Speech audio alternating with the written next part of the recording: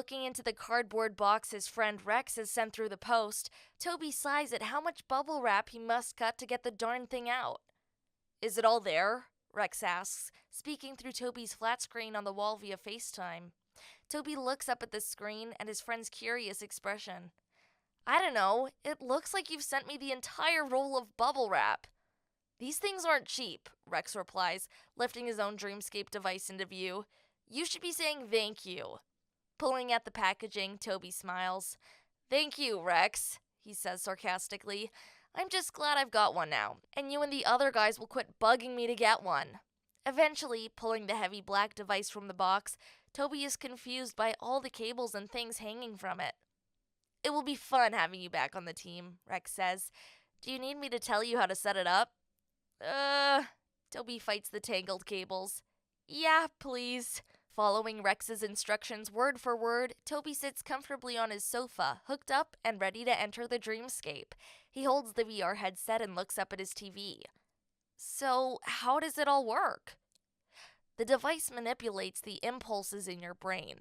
Everything you see, smell, and experience in the dreamscape will feel natural and indistinguishable from the real world, Rex explains, setting his VR headset over his eyes. So, do I get to choose an avatar or something? Toby asks, curious how it's going to work. Rex tilts his head as he adjusts the straps on his device.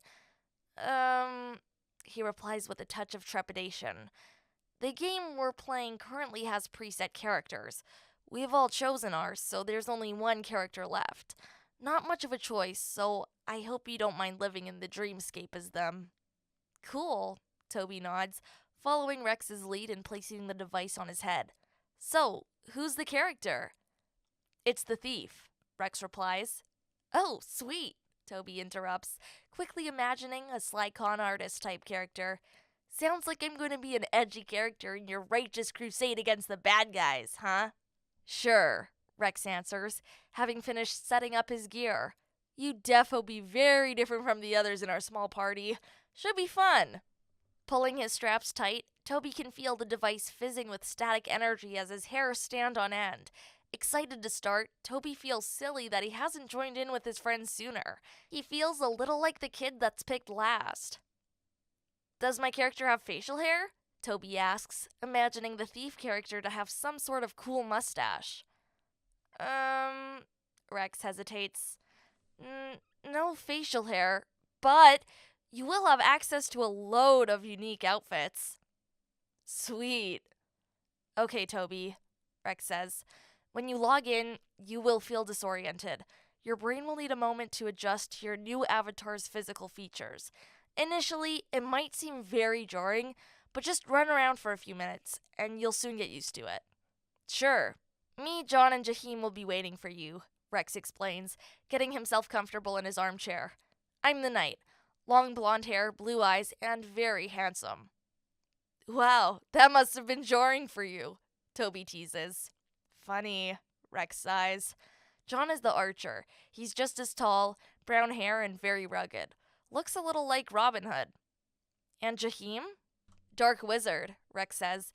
Big dark robe, long beard. Don't worry too much. You'll know it's us, and we'll be looking for you. Easy. You'll be looking out for the cool guy thief. Toby smiles, understanding the situation perfectly. Yup, Rex beams a smile through his visor. Anyway, are you ready? Ready. Good, Rex says, tapping at the side of his headset. Press this button and relax as the device syncs with your body. It might feel like your body is getting pins and needles, but just relax. And before you know it, you'll have entered the dreamscape as the thief. Toby does as instructed, and before he knows it, he's looking up at a beautiful blue sky and wispy clouds. Birds are singing, and the trees gently bustle in the wind. He's definitely not in his front room anymore. Gawking at the beauty of the world around him, he can't believe it. It's like he's really there, even down to the breeze blowing gently through his hair. However, things quickly seem very strange. His point of view is very low to the floor. He can barely see over the long grass wafting in the field he stands in. Also, his body feels light and thin, and his clothes feel odd, like he's wearing a fancy dress. Looking down, his vision is blocked by locks of golden blonde hair. hair that feels much heavier on his head than he's ever experienced. Freaking out, he frantically swipes the hairs from his face. That's when he hears people laughing from behind. "Toby!" a strong, confident male voice says. "Welcome to the Dreamscape. Have you adjusted to your new form?" Spinning on the spot, Toby's outfit swings around his legs like he's wearing a dress. "Rex?" Toby says with a squeaking, higher-pitched voice. "Yup," Rex smiles, resting his broadsword on his shoulder. "In the flesh." "And how are you, young lady?" John asks, appearing behind Rex with a smirk. "Your character is shorter than I expected. I suppose that's what you get for being the last one to join." "Young lady?" Toby questions slowly, bringing his now dainty hands to his face. Toby's eyes widen in surprise as he starts to understand who and what his avatar is. He looks down at the cute shoes, princess-style dress, and the long strands of golden blonde hair cascading down his face. "I'm a girl!" he exclaims, causing pain as he pulls at his long hair. Rex clears his throat and tries to keep a straight face. Watching his best friend freak out, he can't keep it in. "Ha!